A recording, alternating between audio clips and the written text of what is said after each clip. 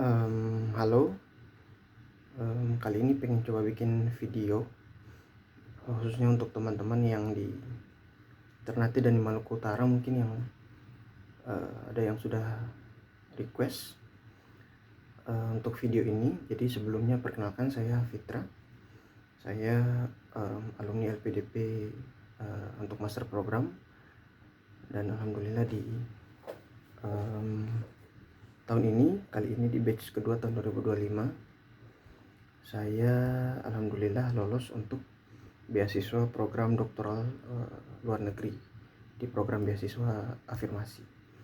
Dan di video ini saya pengen bikin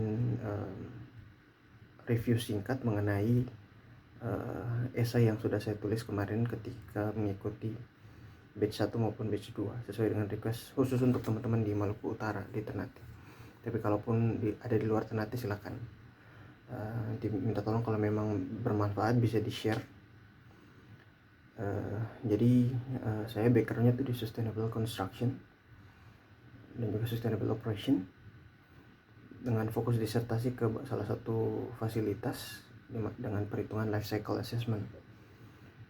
Nah, untuk esai sendiri, saya kan tahun ini ikut batch 1 dan juga batch 2. Batch 1 tidak lolos dan batch 2 alhamdulillah lolos. Ini esainya sama persis, tidak ada yang berubah. Cuman pada batch 2 itu ada tambahan kita diminta untuk dikaitkan dengan target Indonesia di tahun selanjutnya dengan background yang kita akan riset gitu. Jadi saya coba mulai saya di essay saya itu saya tulis dibuka dengan untuk essay sendiri kan ada beberapa subparagraf ya. Nah, saya buka dengan subparagraf dengan judul target Indonesia di tahun 2030, 2060 dan pemilihan bidang studi yang akan saya teliti. Sederhananya ada 2 paragraf di subparagraf pertama ini. Paragraf pertama saya berbicara mengenai target penurunan emisi gas rumah kaca yang memang sudah jadi target Indonesia di ENDC atau Enhanced Nationally Determined Contribution. Ini ada dokumennya, nanti bisa dicek. Dan memang fokus saya adalah pada konservasi energi di sektor bangunan, baik itu bangunan pemerintah maupun bangunan swasta, baik di fase konstruksi maupun operasi. Nah, ditambah lagi di sini saya coba kaitkan dengan regulasi. Jadi ada regulasi yang saya sebut itu adalah regulasi Permen PUPR nomor 21 tahun 2021 terkait dengan penilaian kinerja bangunan gedung hijau. Kemudian saya kaitkan juga dengan Asta Cita pemerintahan Prabowo pada poin nomor 2 terkait dengan salah satunya adalah swasembada energi. Hal ini karena memang kalau di salah satu riset kan bangunan memproduksi emisi juga ya di tahun 2000, memproduksi cukup banyak emisi global gitu, hampir 40%.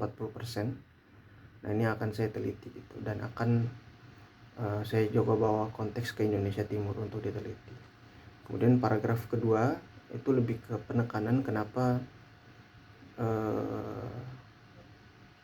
pemilihan bidang studi saya sesuai dengan mimpi yang sudah sebelumnya saya jelaskan, dari mulai mimpi kabinet saat ini, kemudian regulasi, hingga bagaimana kawasan timur itu desain atau dirancang di beberapa tahun mendatang. Dan ini harapannya bukan hanya saya sendiri, tapi melibatkan banyak stakeholders, dari mulai kontraktor, konsultan, pemerintah setempat, dan juga khususnya di kawasan Indonesia Timur ya, yang masih sedikit dan bahkan belum ada praktek dan implementasi dari bangunan gedung hijau ini. Itu yang subparagraf pertama terkait dengan target Indonesia di tahun 2030 dan kaitan dengan pemilihan bidang studi. Selanjutnya di subparagraf kedua yaitu komitmen kembali ke Indonesia. Ini masih sama dengan batch 1 kemarin. Jadi ya, saya pertama dibuka dengan memperkenalkan diri, kemudian apa yang sudah saya lakukan setelah saya lulus di S2 kemarin,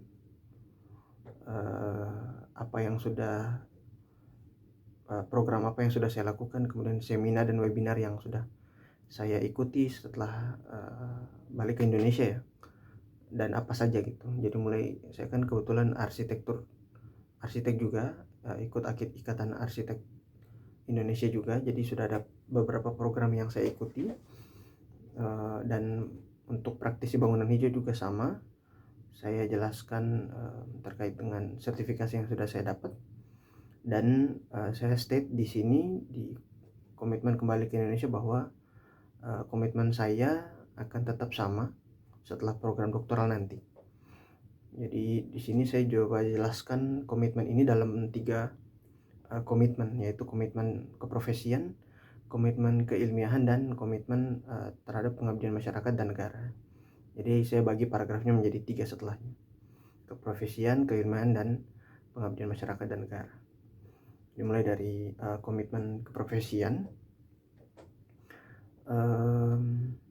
Sesuai dengan profesi saya saat ini, yaitu konsultan bangunan hijau, ini saya tekankan lagi bahwa saat ini memang saya sudah memiliki sertifikat ahli, baik itu yang swasta maupun punyanya pemerintah, dan sudah berpraktik di sektor bangunan hijau selama hampir 4 tahun setelah kembali dari Indonesia.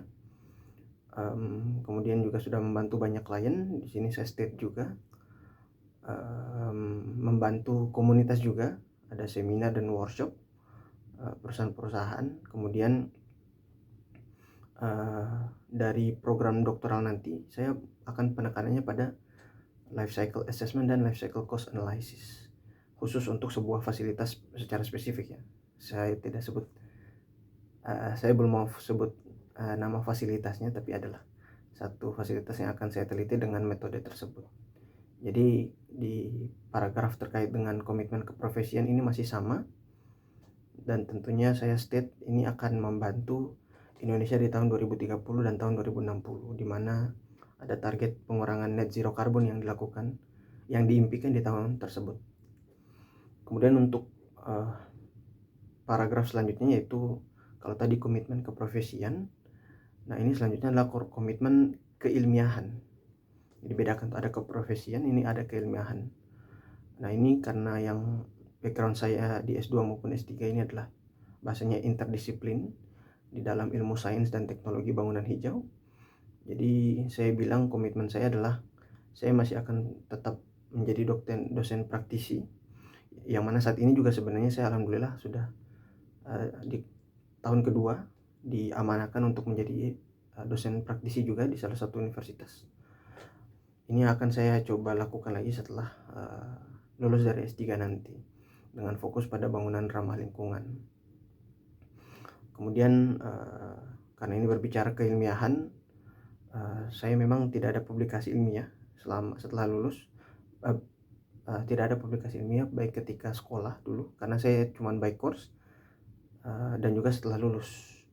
Jadi itu kekurangan saya, harus saya akui. Tapi selama bekerja di perusahaan ini, saya memang sudah menulis beberapa artikel untuk kebutuhan perusahaan dan juga klien. Nah ini yang saya coba jelaskan. Nah komitmen saya setelah kembali ke Indonesia ini akan sama. Jadi akan terus berada di sektor ilmu sains dan teknologi bangunan hijau, mencoba mengeksplor ilmu baru atau mungkin penelitian-penelitian baru yang akan saya coba share juga ke mahasiswa maupun generasi selanjutnya. Dan juga tentu saya state juga terkait dengan disertasi dan publikasi saya sewaktu doktoral, ini akan menjadi hasanat tersendiri di Indonesia, terutama yang berkaitan dengan LCA dan LCCA, karena memang belum banyak yang mengimplementasikannya. Itu kedua, komitmen keilmiahan. Dan terakhir adalah komitmen untuk pengabdian masyarakat. Ini agak personal sebenarnya sih, tapi sebentar. Saya berbicara bahwa memang ada keinginan ke depan untuk terjun ke dalam dunia politik begitu, karena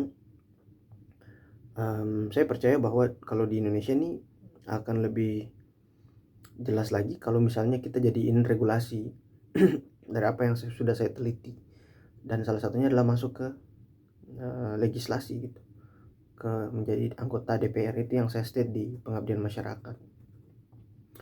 Mmm, jadi, di mimpi yang masih jauh saya, eee, state di esai saya bahwa saya akan menjadi, anggota dewan khusus di Ternate maupun di Maluku Utara. Ini juga mimpi ini sebenarnya sama, eee, pernah saya tulis juga ketika di esai untuk program S2 dulu. Jadi tidak ada yang beda, mimpi saya masih sama, mimpi jauh saya masih sama, menjadi anggota dewan, bahkan suatu saat ketika memang diamanahkan saya pengen jadi, pemimpin gitu di Kota Ternate, yang akan menjadi pengabdian besar bagi saya, di daerah dan juga di Indonesia secara umum. Karena saya pikir di sini ada saya state juga bahwa, Indonesia saat ini kekurangan sosok teknokrat seperti Pak B.J. Habibie ya. Nah, ini saya bermimpi untuk menjadi pemimpin seperti beliau di masa depan. Jadi itu komitmen kembali ke Indonesia ada 3, saya bagi jadi keprofesian, keilmiahan, dan pengabdian masyarakat berdasarkan background saya di, bangunan ramah lingkungan. Selanjutnya untuk esai, eee, rencana pasca studi. Nah, ini agak agak lucu sih karena sebenarnya saya memetakannya ke dalam 5 fase dan jaraknya selama 5 tahun gitu. Dan ini saya ambil inspirasi dari sebuah seri anime kartun Jepang yaitu One Piece. Saya tuh bukan baru-baru ini yang ngikutin One Piece, karena baru belakangan ini kan orang-orang tuh mulai berkoar-koar soal bendera One Piece dengan tema kebebasan atau kemerdekaan. Saya tuh ngikutin One Piece dari sejak kelas 5 SD. Nah, di rencana pasca studi, ini kalau tidak percaya ada buktinya nih. Saya tulis berdasarkan kisah-kisah, atau di One Piece itu namanya arc di One Piece gitu. Di 5 arc terakhir di episode yang saat ini sedang berjalan.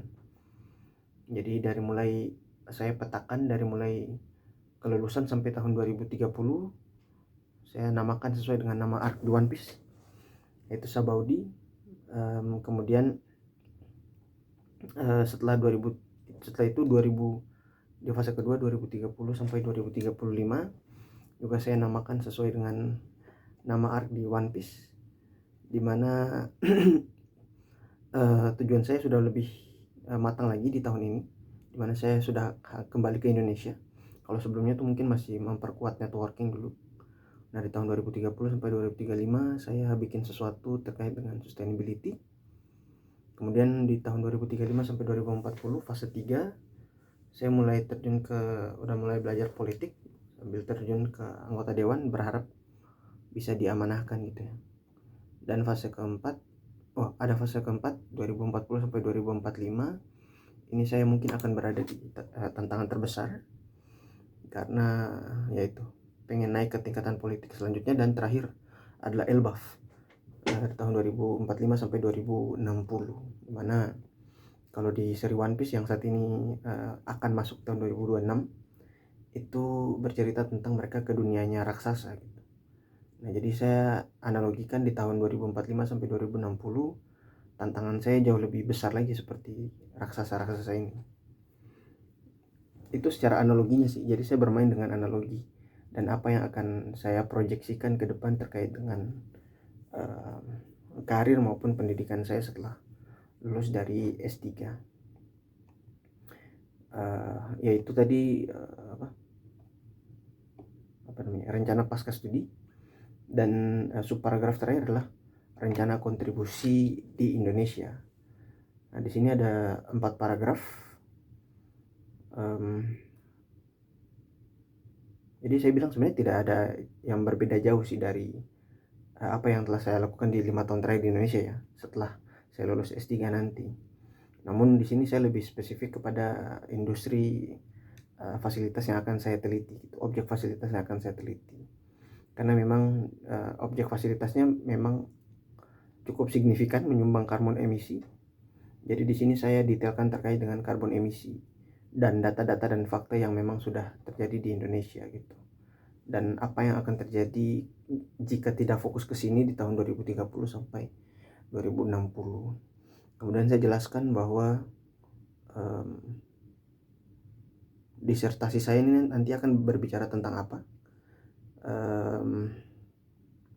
fokus metode yang tadi sudah saya sebutkan, yaitu life cycle assessment dan life cycle cost analysis.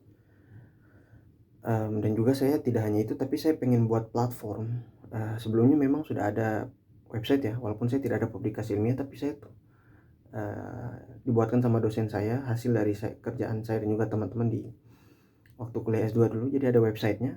Nah, saya mungkin akan buat platform yang sama gitu, dengan yang sudah pernah dibuatkan oleh dosen, tapi lebih spesifik dengan disertasi saya. Harapan saya platform itu bisa berupa website atau apps ya.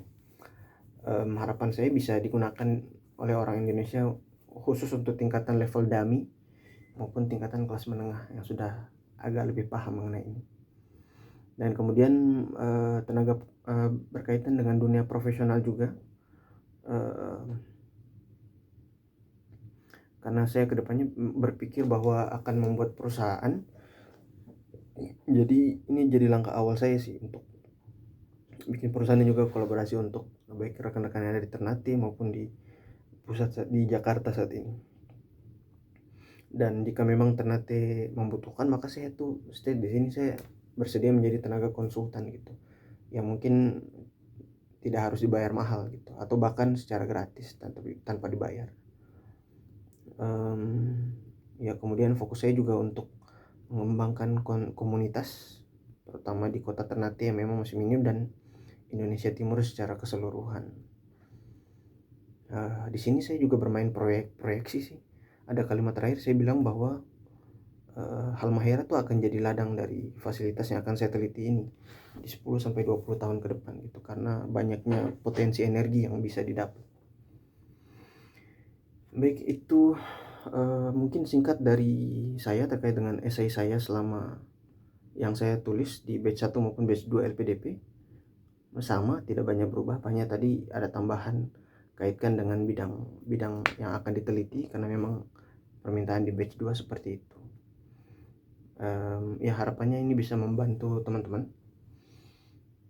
Silakan jika ada yang ingin ditanyakan, tapi mohon maaf saya tidak akan membagikan filenya ya secara jelas ya, karena mungkin secara cerita aja gitu. Oke, semoga bermanfaat video ini dan terima kasih sudah menonton. Semangat untuk teman-teman yang saat ini juga fokus untuk persiapan LPDP maupun AAS atau beasiswa apapun di tahun 2026. Salam semangat untuk pencari beasiswa.